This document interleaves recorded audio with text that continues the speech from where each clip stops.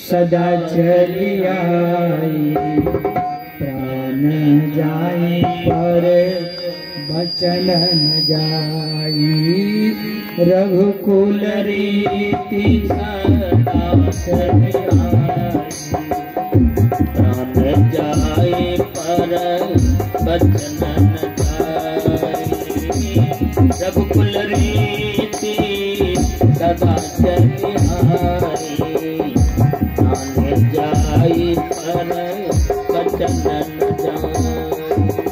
जय सिया राम जय जय सिया राम जय सिया राम जय जय सिया राम जय सिया राम जय जय सिया राम जय सिया राम जय जय सिया राम रघुकुल रीति सदा चली आई प्राण जाई पर बचन न जाई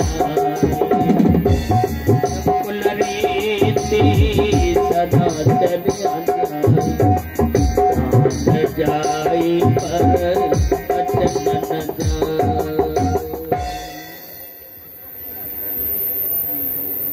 आज तक इस वंश में प्राण भले चल गया पर झूठ नहीं कोई बोला। जो वचन दे दिया उसको पूरा किया। क्या चाहिए बोलो। हमको याद नहीं रहा, आपने कभी मांगा नहीं। आपका थाती मेरे पास है, जो चाहिए मांग लीजिए। सुन करके केकई ने कहा अच्छी बात है, आज पूरा कर ही दीजिए। दोनों हाथ जोड़ ली और श्रृंगार करने लगी, सजने संवरने लगी, मीठे बात बोल करके महाराज को और फंसा लगी।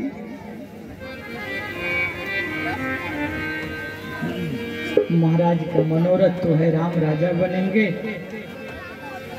और जैसे मनोरथ को कोई बाज शिकार कर ले जाता है, आज के कई अपने वचन से आज राम का शिकार करने जा रहे। जैसे कोई नकली हाथी का चित्र बना करके असली हाथी को पकड़ लेता है गड्ढा खोद करके, उसी तरह महाराज को आज फंसा रही है जाल में और रूप में, और आज मन का मनोरथ चूर चूर्ण होने वाला। दोनों हाथ जोड़ ली और कह दी कि मेरा पहला वरदान पूरा करिए। हाथ जोड़ के आपसे मांगता हूँ, सुनो प्राण प्रिय सुनो प्राण प्रिय भावत जी का देहूँ एक बर भरत टीका। सुनो प्राण प्रिय भावत जी का देहूँ एक बर भरत टीका।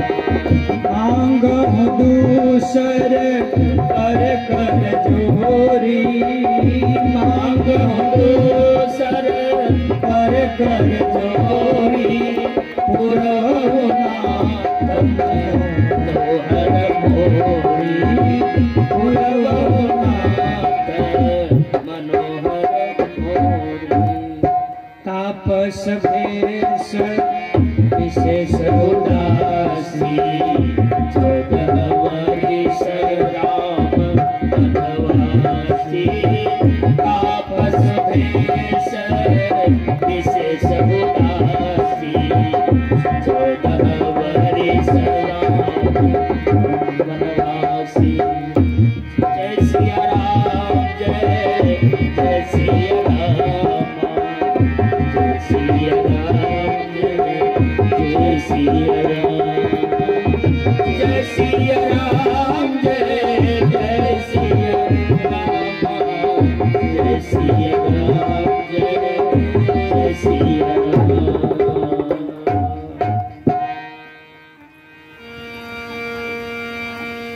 घटना यह घटी,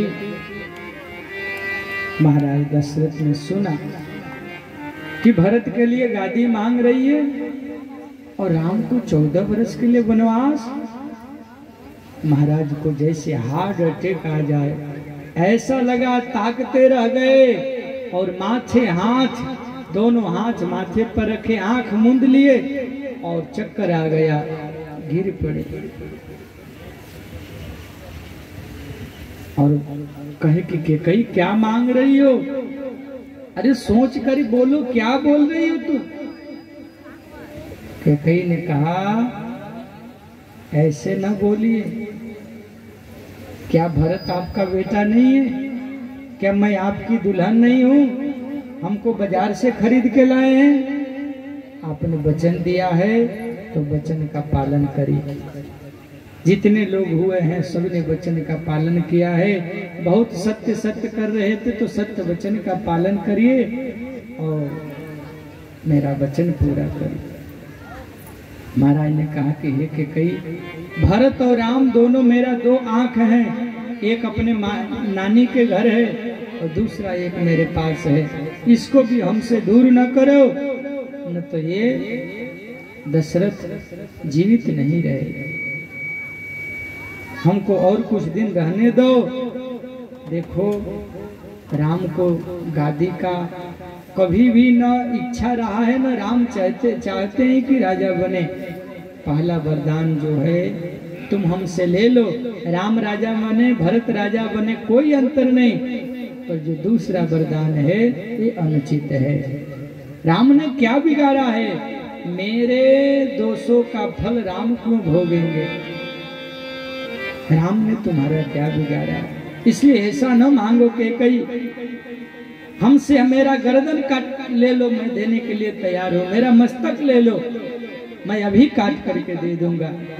पर राम को विरह से हमको मत मारो, मेरे राम को हमसे दूर मत करो। कि कई ने कहा कि नारी जैसे आंसू न बहाओ, काल भी फुलाइएगा और हंसिएगा भी, दोनों काम नहीं होगा। महाराज समझ गए कि कई पर कोई प्रभाव नहीं होने वाला है। मेरा पाप का परिणाम है कि मैंने तुम पर विश्वास किया। कि कई आज जगत को कह देता हूं कि हे जगत वाले, विधौ न नारी हृदय गति जाने। ब्रह्मा भी नारी के मन के हृदय के गति को नहीं जान पाए। सकल कपट पग अवगुण खाई, कौन अवसर का भयऊ गयऊ नारी विश्वास। आज मैंने विश्वास किया तो परिणाम में यह मिला। और ऐसा कहते कहते रात भर महाराज ने हे राम हे राम हे राम कह करके समय बिताया। सुबह हुआ, दरवाजे पर भीड़ लगा है, राम राजा बनेंगे। छोटे छोटे बच्चे नाच रहे हैं, झूम रहे हैं, गा रहे हैं, मेरा राम राजा बनेंगे। संगीत बज रहा है, ढोल नगाड़े बज रहे हैं। ब्राह्मण संत सब नहा धो करके तैयार हो करके गाजे बाजे के साथ पहुंच चुके हैं। ये शब्द महाराज दशरथ के कान में बाण के तरह लग रहे। सूर्य भगवान को कह रहे हैं कि हे सूर्य भगवान, आज आप उदय मत होइएगा, नहीं तो अगर आप उदित हो जाइएगा तो दशरथ का सूरज हमेशा हमेशा के लिए डूब जाएगा। हे भोले बाबा, सारी दुनिया का पिता यह कहता है कि मेरा वचन मेरा बेटा माने, लेकिन यह दशरथ आपसे कहता है कि ऐसा बुद्धि दे दीजिए मेरे बेटा राम को कि मेरा बात नहीं माने, मेरा वचन नहीं माने, मेरा वरदान नहीं माने और वन को न जाए। आशुतोष तुम अवधर दानी आरती हर हो दिन जन जानी। विलाप कर रहे हैं, रो रहे हैं और राम राम कहते। सुबह भया है लेकिन पछले पहर भूप नित जागा। महाराज अब तक नहीं जगे। रोज सुबह 3 बजे जग जाते थे, आज 7 बज गया, अभी तक नहीं जगे। कारण क्या है? आज तो और जल्दी जगना चाहिए था। वशिष्ठ जी ने कहा कि हे सुमंत्र, देखो आखिर बात क्या है। सुमंत्र जी प्रधानमंत्री होने के नाते सबसे पहले महाराज को ढूंढने महाराज के महल में गए, वहां नहीं पाया। पता लगा कि केकई माँ के महल में है। केकई माँ के महल में गए सुमंत्र जी, देखे तो धरती पर पड़े हैं, बेहोश पड़े हैं, राम राम कर करके। बगल में केकई, क्या बात है माँ आप बताओ। बोले महाराज जल्दी से जाइए, राम को बुला के लाइए, सब समाधान हो जाएगा। सुमंत्र जी का जाना और राम को कहना। राम पूजा के भेष में थे, उसी भेष में माँ केकई के महल में आए और गई मूर्छा। राम ही सुमरी नृत्य फिर करोट लिन्न, सचिव राम आगमन कही बिना समय संके। मेरी माँ जहाँ हो, मेरे पिता जहाँ हो, आखिर ऐसा दुख का कारण क्या हो गया। महाराज कुछ बोलते नहीं। हे माँ केकई, मैं पिता को प्रणाम करके आपसे पूछना चाह रहा हूँ, आखिर पिताजी को क्या दुख है। बोल नहीं रहे हैं। मेरी माँ केकई जहाँ है वहाँ सब दुख दूर हो जाएगा। माँ एक बार कहो ना, क्या कष्ट है पिता को। केकई ने अपने को कठोर करते हुए कहा, राम सब दुख का कारण आप ही हो, आप अगर चाहोगे तो ये समाधान हो सकता है। बोलो माँ, एक क्षण में राम करने के लिए तैयार है, क्या करना पड़ेगा। माँ केकई ने कहा, मेरा 2 वरदान था जिसमें भरत को राजा और आपके लिए वनवास मांगा गया है। महाराज अपने मुंह से बोल नहीं पा रहे हैं, आपका मुंह छोड़ नहीं रहे हैं, इसलिए हे राम चाहो तो मुनि का भेष बना करके सुबह वन को जाओ। महाराज का इसी में जानती हो माँ, माता पिता का आदेश पालना बच्चा का सबसे पहला धर्म है। मेरा भाग खुल गया, बन जाने से 5 लाभ होगा। मुनियों का मिलन होगा, माता पिता का वचन पूरा करूंगा, तीर्थ में स्नान करूंगा, संतों के यहाँ कथा सत्संग करूंगा। राम वन में जाने की तैयारी में लग गए। इधर धीरे धीरे बात पूरी अयोध्या में फैल गई। सब केकई को गाली दे रहे हैं, सब केकई को दोष दे रहे हैं। ऋषि पत्नियां समझाने का प्रयास की पर नहीं समझी।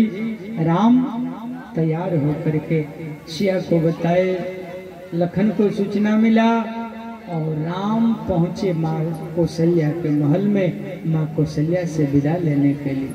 कौशल्या ने कहा, राम जल्दी से कुछ खा लो, अभी राजा बनना है। उस माँ को क्या पता कि आज राम राजा बनने के बदले में वनवास जा रहे हैं।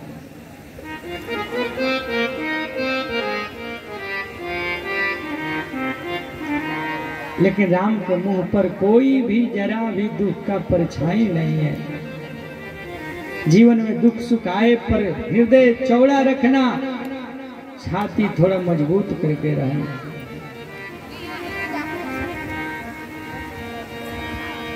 बेटा कुछ खा लो जल्दी से।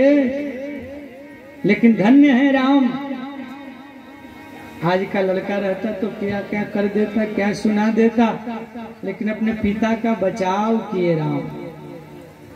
राम ने ये नहीं कहा कि हमको राजा बनाना था, वनवास दे दिए, ना ना ना। माँ पिताजी बोले थे ना राजा बनाने के लिए, हाँ हाँ तो हमको राजा बनाया है। अच्छा कहाँ का राजा? बोले अयोध्या का राज छोटा राज है, छोटी सी नगरी है, तो हमको पिता ने सोचा बड़ा बेटा है ना तो बड़ा राज देना चाहिए, तो इसीलिए हमको पूरी दुनिया के जंगल का राजा हमारे पिता ने हमको बनाया। पिता दीन मोहि कानन राजू, जहाँ सब भांति मोर बरकाई। माँ कौशल्या अवाक रह गई, अवाक रह गई। ये मैं क्या क्या सुन रही हूँ? राम ये क्या कर रहे हो? आखिर हुआ क्या है, बात क्या है? बोले कि मैं क्या बताऊं। बगल में सचिव का बेटा खड़ा था, उसने सब सूचना समझा दिया कि माँ केकई ने 2 वरदान मांगा था, जिसमें भरत भैया को राजा बनाना और राम भैया को वनवास देना। सचिव के पुत्र ने सब सूचना जब माँ कौशल्या को दे दिया तो एक तरफ अपने पति का बात, उनका सम्मान मान धर्म, और एक तरफ बेटा का मोह, दोनों तरफ से जकड़ गए। किसका पक्ष लूं? बेटा को रोकता हूं तो विवाद बढ़ेगा, और बेटा को भेजता हूं तो दिल टूटेगा मेरा। पति का वचन का पालन करूं कि बेटा के तरफ देखूं? धर्म स्नेह उभय मत घेरी, भई गति सांप छछुंदर केरी, भई गति सांप छछुंदर केरी। आज माँ कौशल्या का बड़ा ही वियोग का समय, लेकिन आज माँ कौशल्या ने एक वचन कहा, राम अगर केवल पिता वनवास दिए होते तो मैं बड़ी महारानी होने के नाते आपको नहीं जाने देती, ये मेरा अधिकार है। लेकिन अपनी माँ से भी बढ़कर के सौतेली माता का कीमत और सम्मान होता है। तो जो पितु मातु कहो बन जाना, अगर माता पिता दोनों ने बन जाने को कहा है तो तुम्हारे लिए वनवास ही 100 अयोध्या के बराबर है।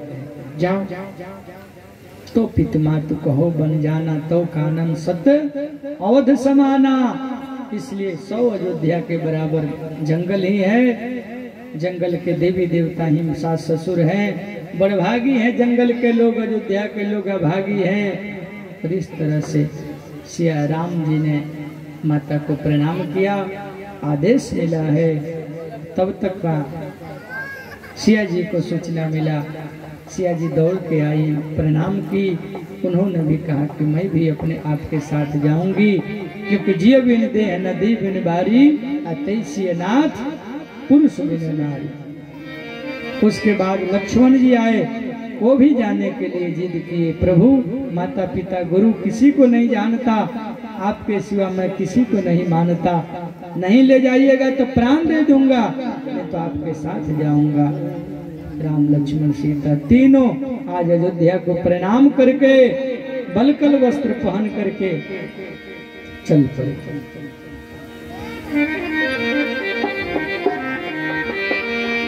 जरा देर ठहरो राम, जरा देर ठहरो राम, तमन्ना यही